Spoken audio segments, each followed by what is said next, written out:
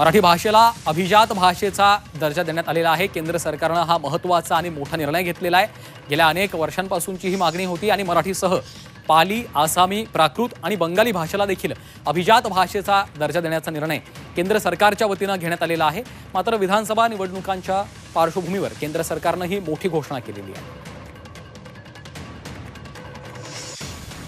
नरेंद्र मोदीजी आणि संपूर्ण केंद्र सरकारचे मी मनापासून आभार मानतो की इतक्या वर्षाची मागणी मराठी भाषेला अभिजात भाषेचा दर्जा द्या ही मागणी माननीय मोदीजींनी आणि मंत्रिमंडळाने मान्य केली आणि आजपासून आपली मराठी भाषा ही अभिजात भाषा म्हणून गणली जाणार आहे।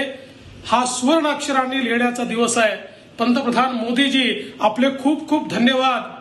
महाराष्ट्र सरकारने मी मुख्यमंत्री असताना आणि आता देखील माननीय एकनाथराव शिंदेजींच्या नेतृत्वात सातत्याने पाठपुरावा केला, प्रयत्न केला, पुरावे दिले आणि आज हे सगळे पुरावे मान्य होत मराठी भाषा ही अभिजात भाषा झाली आहे।